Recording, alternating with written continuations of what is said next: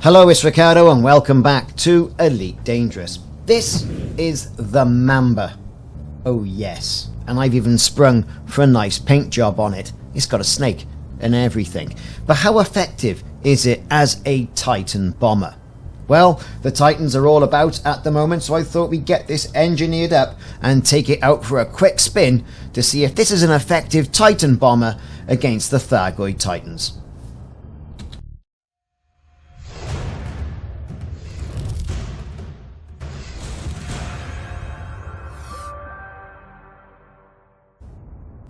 The Mamba is actually based, if you listen to the lore, on a Zorgon Peterson unreleased racing prototype. The Mamba is one of the fastest ships in production at the time of writing, let's face it, okay? The emphasis on firepower and speed means the ship can hit hard and fast, and then vanish before you've got chance to see what on earth has actually hit you. That's what they say. Being compared to the Fer-de-Lance and now also the Python Mark II, Zorgon Peterson realises that it would be inevitable that comparisons are going to be made. The Mamba is in fact faster in a straight line than a Fer-de-Lance. I bet you didn't know that. I didn't know that. Did anyone know that? Does anyone really care? It looks like two big engines strapped to an airframe, and that airframe hasn't had an awful lot of design to it. Yes, it's sleek and it's got those nice mandibles at the front, but let's face it, the Mamba is quite an underutilised ship, especially in Thargoid bombing. So, manufactured by Zorgon Peterson, it directly competes with, the other premium vessels like we've mentioned, particularly the Zorgon Peterson Fer-de-Lance. It features very many similar advantages to the Fer-de-Lance as well. However, there are a few downsides. If it's speed and firepower you want, then the Mamba could be the ship for you. But how effective is it? Well, this is what we're going to find out. Let's take a quick look. So it kind of goes without saying, doesn't it really? If I'm going to do Titan bombing, I'm going to need a Titan nanite torpedo, right? A Guardian nanite torpedo. This we're going to shoot directly at the heat vents, causing a cascade which will then eject the core so we can then give it a bit of damage. So I've got a class 3 in there in the 4 slot. Now, next up I have got enhanced AX missile racks. There you go, got 2 of them. No dramas, 128 in the clip each. I then gone for 2 beam lasers. There's no currently any grade 1 or class 1 AX weapons in there. Yes, I could have the advanced missile rack possibly, with different sort of ammunition in there, but I haven't and I can't be bothered. So these have got effective, I'll get some long range on those, and I'll also have some thermal vent on those as well. So I'll get those switched out for long range and thermal vent. That will help with the heat, no doubt. Into utility mounts, the pulse wave neutralizer. Yes folks, I've got to get into that maelstrom somehow, and that's what I'm going to do to get in there. But once I'm in there and to survive, I have got 3 caustic sink launchers, all tricked up with modifications for extra ammo capacity. The same with 2 heat sink launchers that have been tricked up with extra ammo capacity as well. Military grade composite. Haven't got any engineering on that yet, but I really should do. I've gone for a B, so armoured power plant. Okay, we've got low emissions, but monstered on this. That's giving me the power that I need. The thrusters, I've gone for dirty drive and then thermal spread. Got an SCO frameshift drive on there. Got to get some more materials to get those engineered up. But at the moment, it's tickling along at 21.79 light years. Lightweight on the life support. I've got a weapon focused power distributor because I had one lying around. And I've got a long range scanner. Got that up to grade 4. Cool. Bi-weave shield generator. Enhanced low power shields. Okay. Next up, hull reinforcement packages. Yes, I can get those tricked up and I will engineer those up as well. I've popped a frameshift drive booster on there just to get me there. In this particular instance, taking this off will give me about a 17 light year jump range, which is neither good to man nor beast. But because my frameshift drive is not particularly tricked up to where I want it to be, that's what I've had to do. And that's basically it. I'm going to get those hull points, a little bit of engineering on them as well. I've got a module point in there in the 3 to try and mitigate against any module failures, but that's theoretically the build. Now there is one thing to mention about the Mamba, and that could hold it back, is the fact that,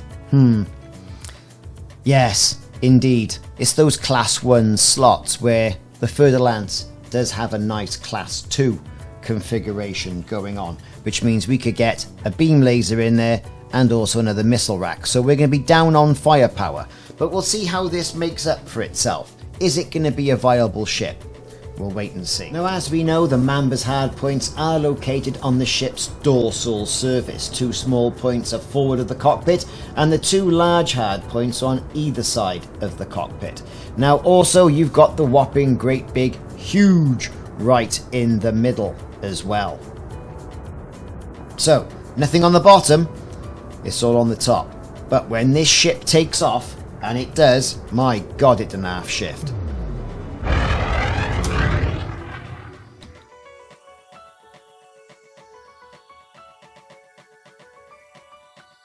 So with the standard interdictions that you get going into any Titan system, it's safe to say you hit that boost button and Thargoids are in a right distance. Look at this. Here we go. There we are. There he is. We're going to hit the loud button. You can almost see the thing shrink away. You know, it really is something. The Mamba in a straight line is pretty much unsurpassed.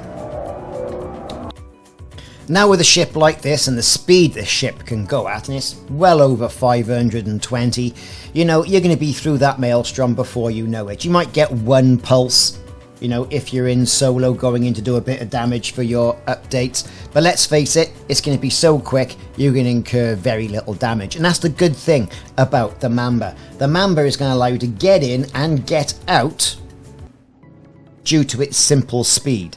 So here we are, we're going through the heat vents, we're getting our torpedoes in, we're giving them a good old thumping. We're getting around. So far that's 3 done, that's not so bad. You can see I've got the pips also like leveled out in between. The heats are around about 30, 37, rising to 40. Now one of the disadvantages of the Mamba as well really is the fact that it's not very good in the corners. Fantastic in a straight line, but it does tend to wallow a little bit, as we will see here as I try and flip round and get underneath this particular Titan. Now this is Titan Indra. It's completely vulnerable. I've only got my 2 missile packs. I've flipped over to missiles away from the torpedoes. That beam laser, those 2 beam lasers, thermal vent, long range, taking our temperature down nicely. We're laying on the enhanced AX missiles. No problem, we're doing some decent damage. But like I say, because of the weapon configuration, we've only got room for 2 enhanced missile racks on this particular build. Either way, I did quite well. It was well over 2 million for this by myself, and I got away with minimum beef, which for people who watch the channel, you'll know is always a bonus for me. Now hitting that boost button gets us away before the Taurus device can cause us any particular grief. We also seem to be getting out of the way before the scouts even know what happens, and because they're biweaves, those shields come up quite quickly as well. 2.1 million for that with just 2 missile racks. That's not bad. That's not bad at all, and I've incurred very little damage. Let's get in for a second run. This is run number 2, so we're all ready, we're frosted up, we've got our beam lasers cooling us all down. This is where it's at. We're ready to go. Torpedoes away, and we're off. Hitting that boost button, we're getting a nice angle, so that's 1 done. Into the second vent, that's 2. Coming up for the third.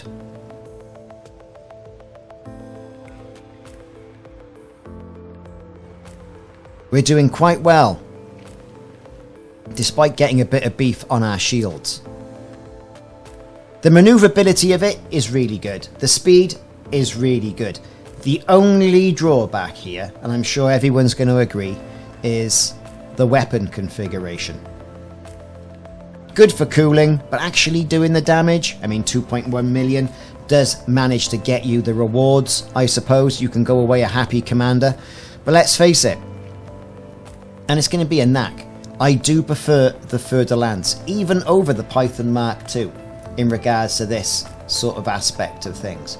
Over the next couple of days, I'm going to be playing all 3 ships in this configuration as we do all the damage to take down Titan Indra. But will you be considering a Mamba for your Titan bomber?